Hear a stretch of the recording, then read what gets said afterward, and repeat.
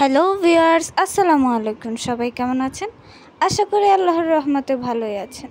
আবারও সবাইকে কিচেন কুইনের পক্ষ থেকে স্বাগতম। আজকে আমি আপনাদের দেখাবো খুব সহজ একটা রেসিপি, যেটা সবাই মোটামুটি ভালোই পারে। তবে আমি আজকে একটু অন্যরকমভাবে মুরগিটা রান্না করেছি, সেটাই আপনাদের সাথে শেয়ার করব। তো চলুন দেখে নেওয়া যাক কীভাবে আমি মুরগির মাংসটা রান্না করি। আমি মুরগিটা কেটে খুব ভালোভাবে ধুয়ে নিয়েছি।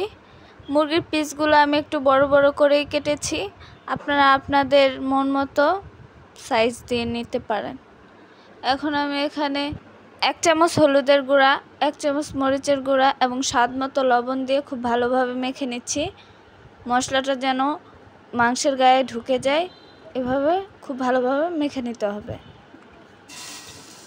এখন আমি মাংসগুলো ফ্রাই প্যানে দিয়ে ভেজে নিচ্ছি।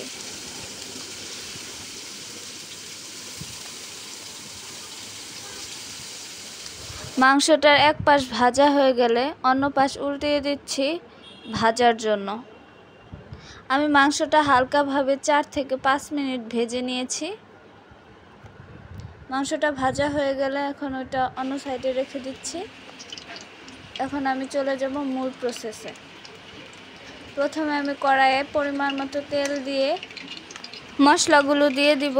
এখানে আমি সমস্ত মশলা একসাথে দিয়েছি 2 চামচ পেঁয়াজ বাটা, 1 চামচ রসুন বাটা, 1 চামচ আদা বাটা দিয়ে মশলাটা একটু ভেজে নিচ্ছি।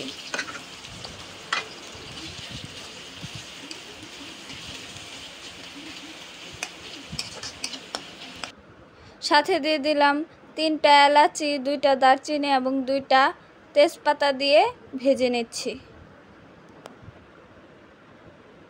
মশলাটা হালকা ভাজা হয়ে গেলে এ পর্যায়ে দিয়ে দিব আমি একটু পানি।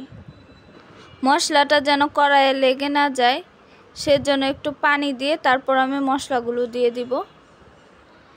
এ পর্যায়ে আমি দিয়ে দিব 1.5 চামচ হলুদের গুঁড়া, 2 চামচ মরিচের গুঁড়া, 1 চামচ ধনিয়া গুঁড়া এবং স্বাদ মতো লবণ দিয়ে নাড়াচাড়া করে মশলাটা আমি কষিয়ে নেব।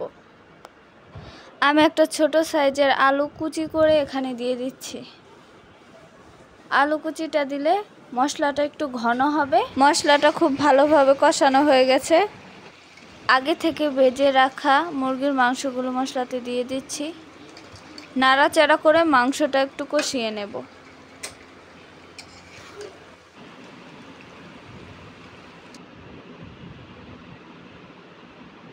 মাংসটা কষানো হয়ে গেলে এ পর্যায়ে আমি পরিমাণ মতো ঝোল অ্যাড করে দিচ্ছি।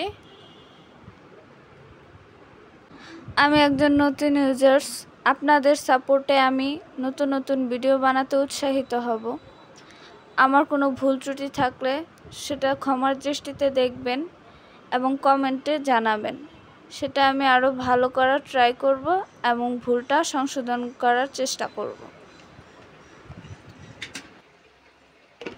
আমার ভিডিওগুলো যদি আপনাদের ভালো লেগে থাকে তাহলে লাইক, কমেন্ট, শেয়ার করবেন এবং প্রতিদিন নিত্য নতুন ভিডিও পেতে চ্যানেলটি সাবস্ক্রাইব করে দিবেন। এখনও যারা চ্যানেলটি সাবস্ক্রাইব করেননি তারা তাড়াতাড়ি সাবস্ক্রাইব করে দেন। এই তো আমার মাংস রান্না কমপ্লিট। এতক্ষণ আমার ভিডিওটা কষ্ট করে দেখার জন্য অনেক অনেক